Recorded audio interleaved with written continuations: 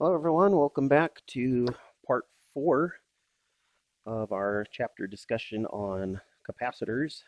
In the previous video, we defined the difference between series and parallel capacitors, what they have in common, what's different, and how we can combine capacitors in those combinations to produce what we call an equivalent capacitor. And so what we want to do next is take those two ideas and combine them into a single circuit. So right here is going to be the circuit that we're working with. We'll have these capacitors 1 through 6 arranged as shown here. On the left, we'll be connecting to a battery of, we'll say 120 volts. And we want to know everything about this circuit. And by everything, in addition to having the values of the capacitors listed over here, so each of these is going to be in microfarads, I also want to know the charge that will be associated with each capacitor and the potential difference across each capacitor. And to help us out, I've put together this table so that we can keep everything nice and organized. But in order to get any of these values, we need to consider condensing this entire circuit down to something a bit more manageable. And by that, what I really mean is, can we take that same battery of 120 volts and hook it up to an equivalent capacitor that would do the same job as all of the other capacitors in that circuit? And it's gonna take us a little while to get to this picture, but we can get there using a combination of the series and parallel combinations of capacitors. And so if we look at the circuit as it is right now, and if we ask ourselves, do we see anything that's currently connected in series or in parallel? And some people would say, well, it looks like capacitors 1, 6, and 5 are connected in series. They're one after the other, except that doesn't quite follow along with the definition of series.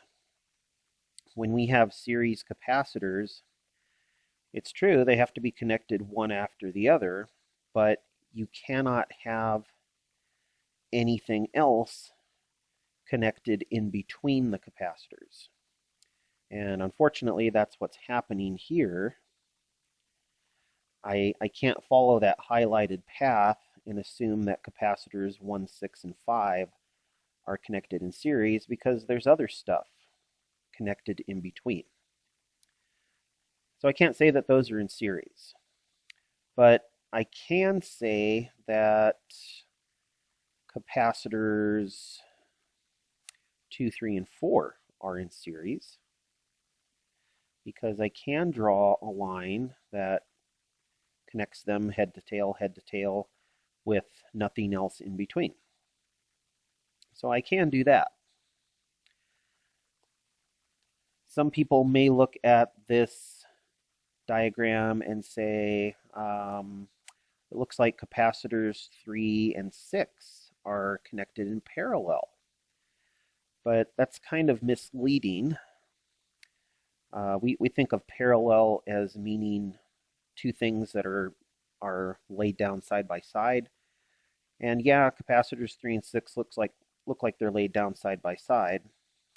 But the definition of parallel is that the heads of the capacitors and the tails have to be connected together. And the head of capacitor 6 is not connected to the head of capacitor 3. We've got capacitor 2 in the way. Likewise, the tails are not connected because capacitor 4 is in the way. All right, so let's see if we could clean this up a little bit, and then we'll start talking about the actual combinations that we can do. So we mentioned just a moment ago that capacitors 2, 3, and 4 are connected in series. So let's go ahead and combine them. And anytime I do any kind of combination in a circuit problem, I like to redraw that circuit so that I can see what's left, what has been replaced, and essentially what the new layout of the circuit is going to be. Now, capacitor 2 had its head connected right here at the intersection with capacitor 1 and 6, and capacitor 4 is connected down at this intersection with capacitors 5 and 6. And so when we draw our new picture, we need to make sure that the equivalent capacitor that we make out of capacitors 2, 3, and 4 connects to those same 2 points in the circuit. In fact, we're going to call this capacitor 2, 3, 4. I don't want to call it the equivalent capacitor because it's not the equivalent for the entire circuit. This is just the equivalent for capacitors 2, 3, and 4 combined. I need to know that value. I need to know what capacitor 2, 3, 4 would have for its value. We can do that. Capacitors 2, 3, and 4 were connected in series, and we know that we can combine capacitors using the inverse summation. So the inverse value of capacitor 2, 3, 4 will equal the summation of the inverse values of capacitors 2, 3, and 4. And I wasn't feeling particularly inventive with my values, so we just go 10, 20, 30, 40, all the way down to 60.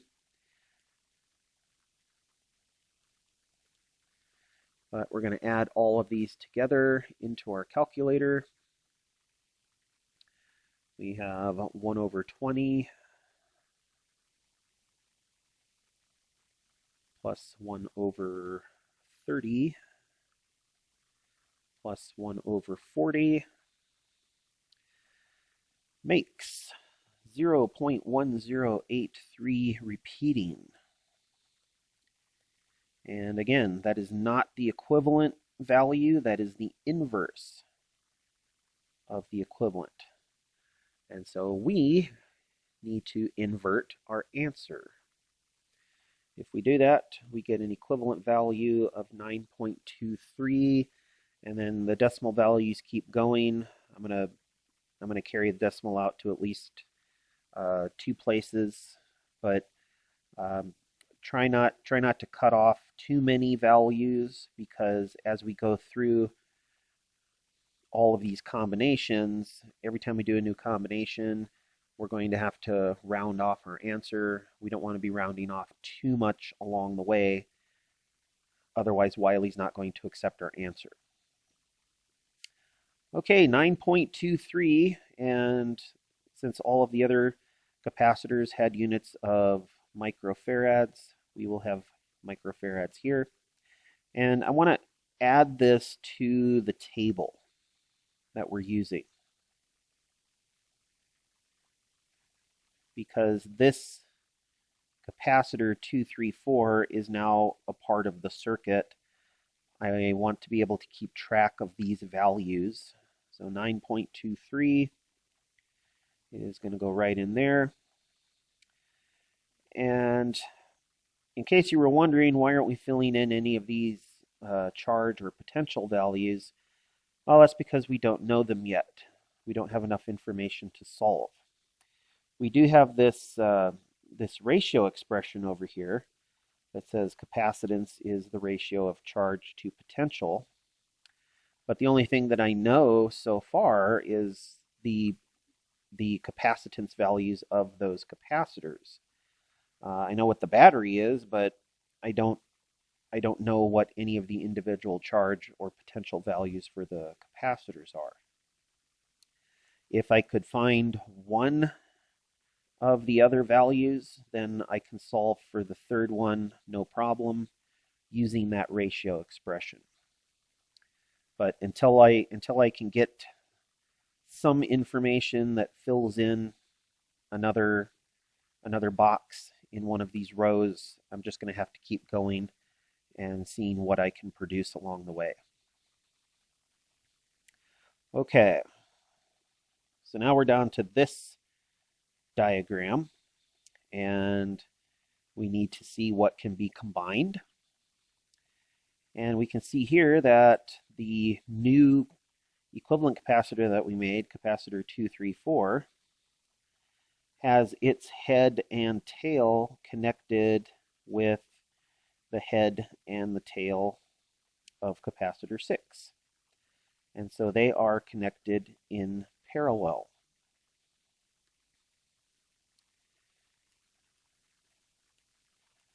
We can remove them from the circuit, and we can replace them with an equivalent capacitor that will do the same job.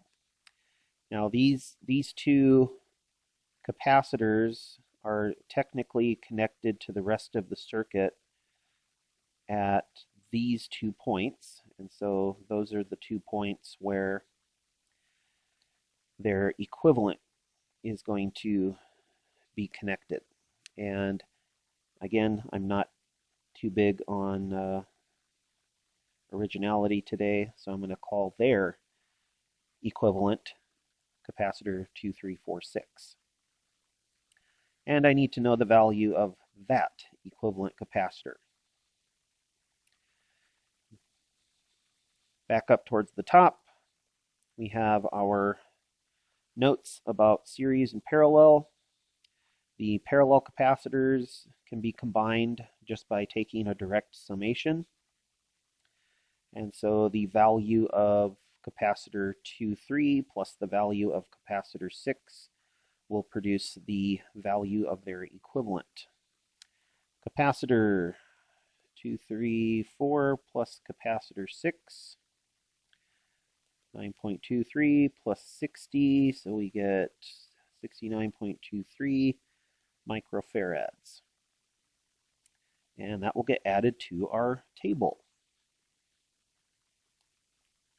Capacitor 2346, 69.23.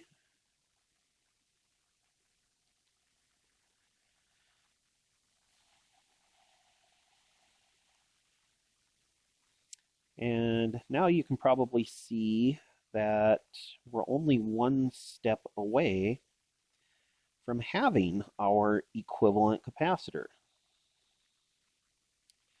because the remaining capacitors, capacitor 1, capacitor 2346, and capacitor 5, are all connected in series.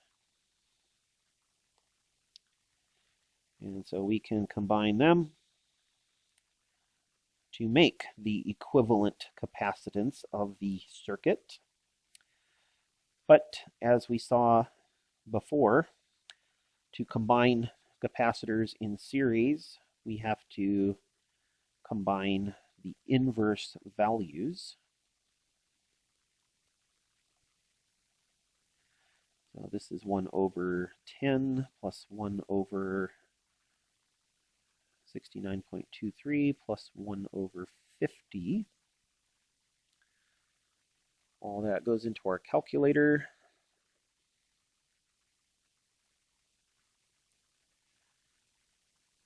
And I'll take a moment to put all of this into my calculator here. Plus 1 over 50 makes 0.1344. And again, that is not the equivalent, that is the inverse value of the equivalent.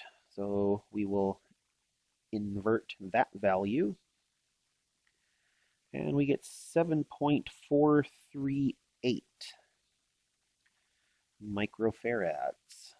That is the equivalent capacitance for the circuit. And I will add that to the table. Okay, great. So now we have this equivalent capacitor. What do we do with it? Well, we hook it up to the battery. And we know our battery is 120 volts. And based on our ratio expression for capacitors, our equivalent capacitor is now connected directly to the battery. And so that means that our equivalent capacitor has the same potential value as the battery. We can then rearrange the algebra here to tell us what the total amount of charge is that will be drawn out of the battery. So we'll plug in our equivalent capacitance along with the voltage. Our capacitance is in microfarads. Our voltage is just in volts. And so our units for charge will come out to be microcoulombs.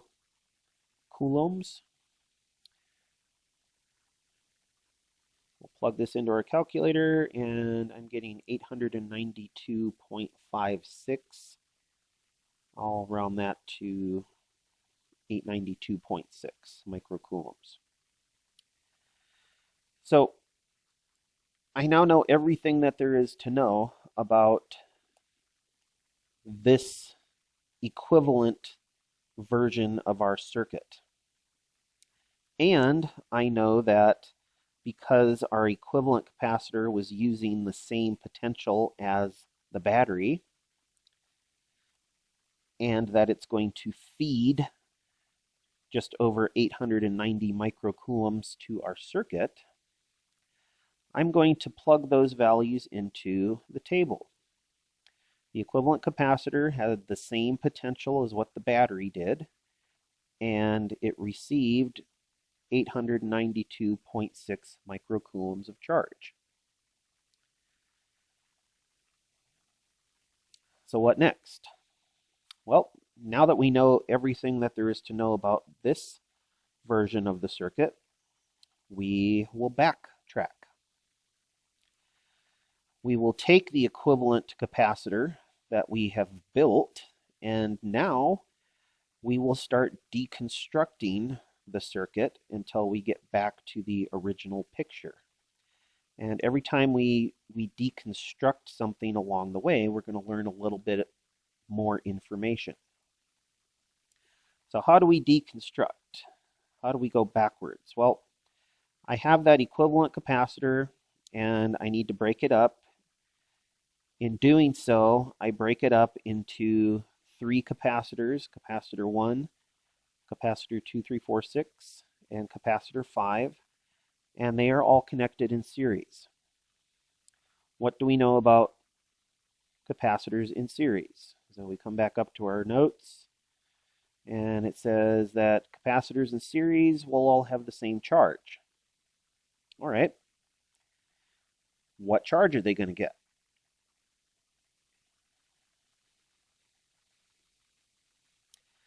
We know that the total charge that came out of the battery is what would have to go to the surface of the equivalent capacitor. But now that same total charge comes out of the battery, and well, now it ends up on capacitor 1. But in our previous discussions about capacitors in series, we know that each capacitor in series has to have the same charge amount. So all three of these capacitors are going to get the same charge, and it's the charge value that their equivalent capacitor had. And we know what that is. That was 892 microcoulombs. So now capacitor 1 gets 892 microcoulombs. Capacitor 5 gets 892 microcoulombs, and capacitor 2346 gets 896 coulombs.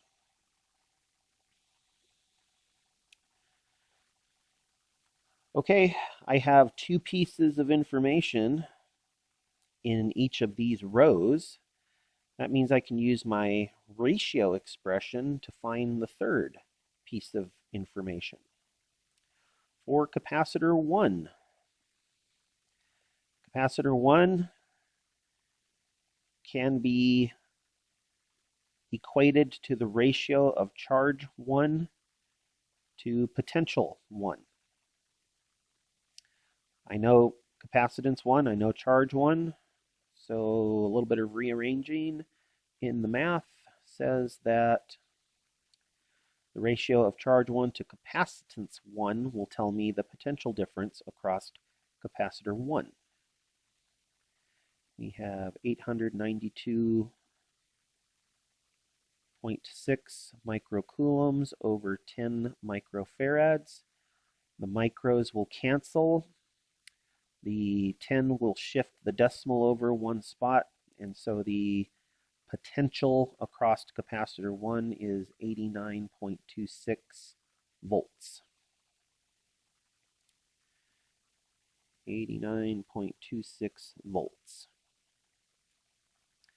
For capacitor 5, capacitor 5 can be equated to the charge on capacitor 5 to the potential across capacitor 5. We want to know the potential across capacitor 5, and so that will be the ratio of charge 5 to capacitor 5. We have 892.6 for the charge, and 50. Oops, I got my units backwards.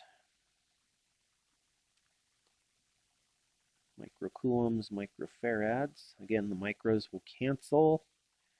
We have our 892.6 over 50. That makes for 17.85. And then the last one here that we need to fill in. So the potential across capacitor 2346 will need to be the ratio of those respective values. And I'm just going to plug those into my calculator. We have 892.6 divided by the 69.23 makes 12.89.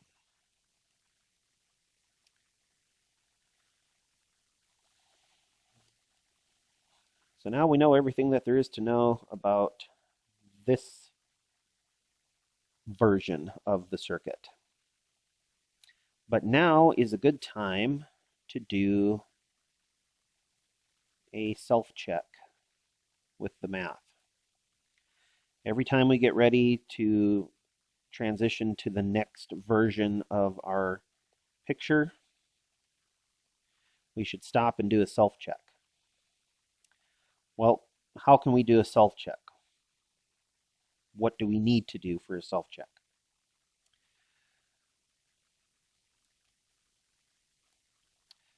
We know that the potential difference across the battery is 120 volts because that's the value that we were given for the battery. And so to go between those 2 points, we have to account for 120 volts. If I just go across the battery, that's easy, 120 volts. But I can also go through the 3 capacitors in the system. And if I can account for 120 volts by adding up the 3 individual values, then I know that I'm on the right track with the math. So let's take a look at the 3 potential values that we just found. We'll add them up and we see if we get 120. If not, That's an indicator that something went wrong in one of our steps, and we need to stop and go back and check our work. We have 89.26 for potential 1. We have 17.85 for potential 5. And we have 12.89 for the potential on capacitor 2346. And we add all that together, and what do you know? We get 120 volts. Now, I have been rounding as I've been going along. So if you go through this process and you get, I don't know, like 119.5, that would be acceptable. But again, you want to be careful about any rounding that you do in any of your steps. But we're almost halfway done now with this table. We just have a handful of additional values that we have to plug in, and we're going to be done. Okay, I know everything that there is to know about this picture, so now we move on to the next step in our deconstruction. And I'm going to erase these values here just so we can have a little more room to work and actually see our work as we fill in the values in the table. Get rid of this as well. We don't need this. Okay. So what are we doing now? Well, now we're going to take capacitor 2346 and we're going to break it up into capacitor 234 and capacitor 6. Those two are in parallel. What do we know about parallel capacitors? Well, we know that they will have the same potential values. The same potential value as what? Well, they're going to have the same potential value as what their equivalent had. Capacitor 2346 had a potential value of 12.89, and so capacitor 234 and capacitor 6 will get the same potential values. We have two pieces of information in each row. We can plug that information into our ratio expression. This time around we're looking for charges. So this will be the capacitance potential combination. For capacitor 6, we have 60 microfarads times 12.89 volts. That will result in a microcoulomb unit. 12.89 times 60 makes 773.4 microcoulombs. And then for capacitor 234, we have a capacitance value of 9.23 times a potential of 12.89. So I'm just using the same equation again, but with the respective units and values. 12.89 times 9.23 is 118.97. I'll round that to 119. And so now it appears that we know everything that there is to know about this version of our circuit. And before we backtrack to the final version of our circuit, we need to do a self-check. Well, what are we going to self-check this time? We can't really self-check the potentials again, because if I take the potential values of these two capacitors, they're both 12.89, and if I add them together, they're not going to equal the potential of their equivalent. They're going to equal double that amount. Instead, what we need to do is we need to realize that when we take our capacitor 2346 and break it up, some of the charge that was on capacitor 2346 is going to have to go to capacitor 234. The remainder of that charge will have to go to capacitor 6. In other words, it is the combination of the charges that has to match up. The charge of capacitor 6 was 773.4. The charge of capacitor 234, which I didn't put into the chart yet, but that was 119. If we add those values together, do we get the charge that was on their equivalent capacitor? And again, if there's any rounding that's been happening in any of your values, that may offset. But when I add these two charge values together, I get 892.4, and here I had 892.6. So that's really not bad at all. But that's my self-check. That tells me that I'm still on the right track. And since we only have one more deconstruction that needs to happen, we're pretty much done with the problem. What are we doing with this last deconstruction? Well, we're taking capacitor 234 and we're breaking it up into a set of series capacitors, 2, 3, and 4. What do we know about series capacitors? We know that they will all have the same charge. What charge is that? Well, it's going to be the charge of their equivalent, and we know what that is. Capacitor 234 has a charge of 119 microcoulombs, and so each of its parent capacitors will have that same charge because they're connected in series. And that leaves us to find out the potential values that are associated with each of those capacitors.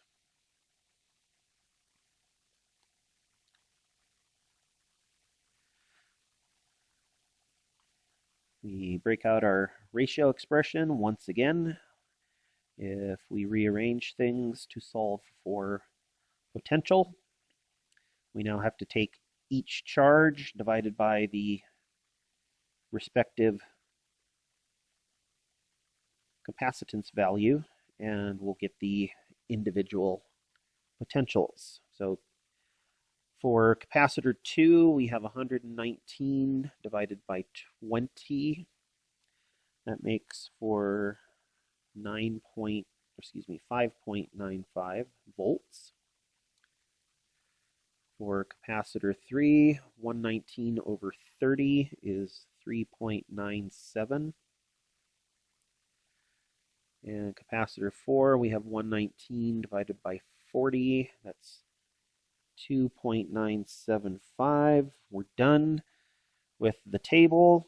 So I guess that means we're done with the problem. Well, yes and no. You can always do one more self-check. The combination of the potential values for the capacitors that you just solved for need to add up to equal the potential of their equivalent. And so we have 5.95 plus 3.97 plus 2.975. Does all of that add up to equal the potential of their equivalent? And so 2.975 plus 3.97 plus 5.95 is giving me 12.895, which again is still really close. That's still really good. And yes, we're done. We've filled in the table. We now know everything that there is to know about all the capacitors in this circuit. We know all the charge values, all the potential values. We know what the equivalent capacitance of the circuit is. We know how much charge was drawn out of the battery. What more could you want? Well, I'm glad you asked, because there is more that we can ask. And that extra bit of information that we're going to ask, I'm going to get rid of this over here, is how much energy is associated with the charge that is stored on any given capacitor. Keep in mind that when a battery sends charge to a capacitor, there has to be a reason for that charge to move. There has to be some kind of force that is pushing that charge to the capacitor. And that means the charge is traveling over a given displacement as the force is acting on it. That means there's work being done. And if there's work being done, that means that there's a change in energy for the system.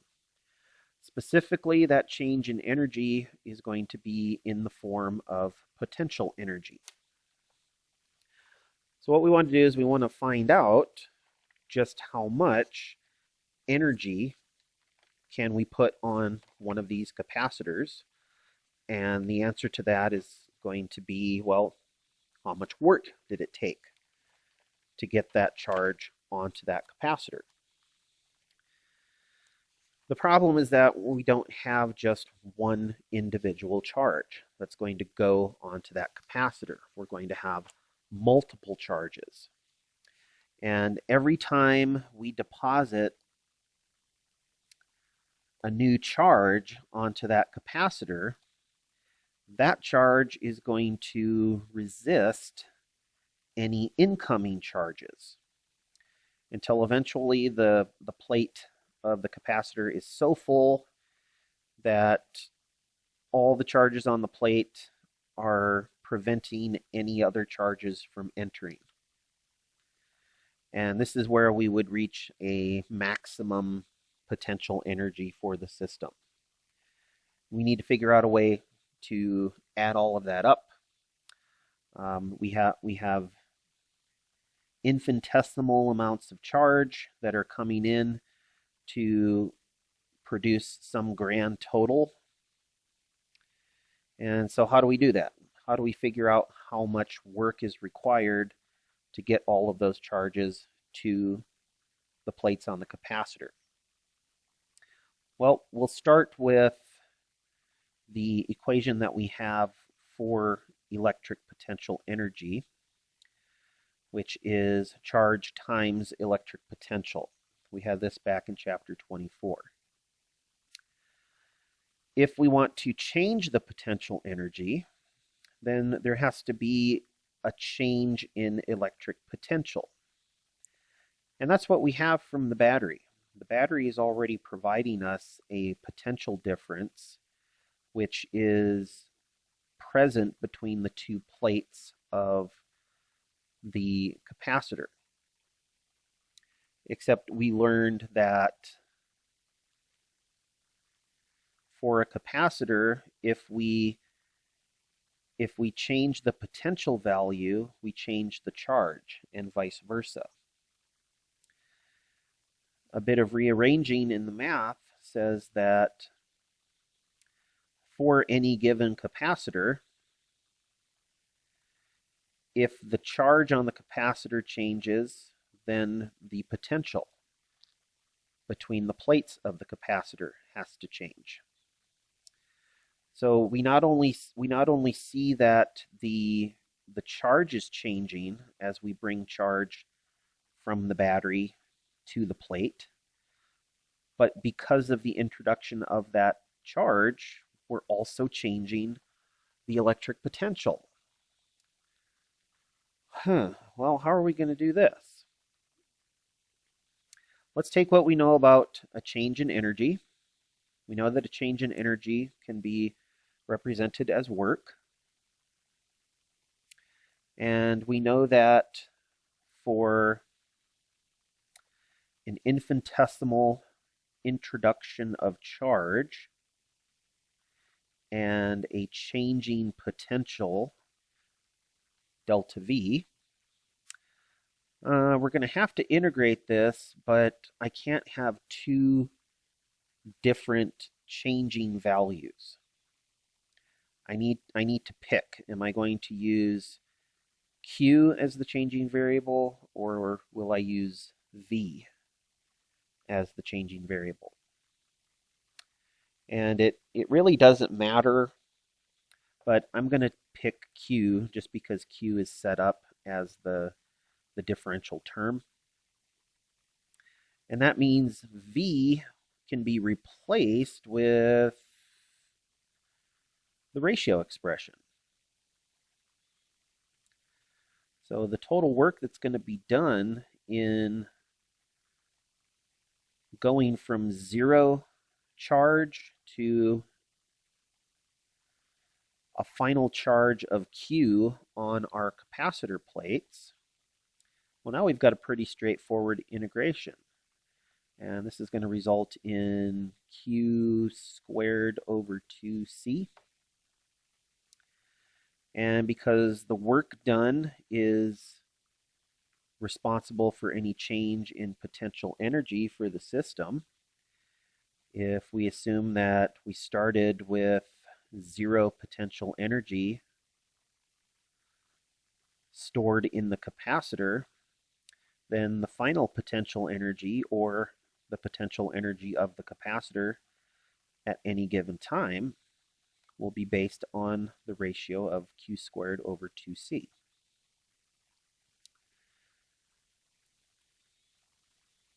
Okay, let's take that and knock yourself out. Because for every single capacitor in this table, you know the charge and you know the capacitance. You can find the energy associated with any capacitor in that circuit. Not only that, you could find the total energy that was stored on the circuit. All you'd have to do is add up the individual energies for all of your capacitors. Now, a word of warning, if you're going to do that, if you want to find the total energy, the total potential energy, I just said add up the potentials for all of the capacitors in the circuit. Well, how many of these values are actually in the circuit? And I'll tell you right now, this is not actually in the circuit. Neither is this or this. These are just equivalent values that we use to help us step through the mathematics of the system. It's only the energies associated with capacitors 1 through 6 that would contribute to the total. But you know what? There's an even easier way. Way down here, we said that this equivalent capacitor was supposed to do the same job as all of the others. If that's the case, not only should that equivalent capacitor draw the same amount of charge out of the battery, but that equivalent capacitor should store the same amount of energy as what the entire circuit does. And so why waste our time adding up 6 individual energies if I can just use the information about the equivalent capacitor? I know what the charge is for the equivalent capacitor. I know what the capacitance value of the equivalent capacitor is. Why not plug those in here and be done with it? I will get the same total energy for the circuit. But there's more. There's always more. let's bring our ratio expression back and make some substitutions. Maybe I'm working in a certain system where I don't know the charge on my capacitor, but I do know the capacitance value and the battery that it's hooked up to. Can I rewrite this potential energy expression using just voltage and capacitance? And the answer is absolutely. You just need to make the appropriate substitution into the equation. Let's try substituting C.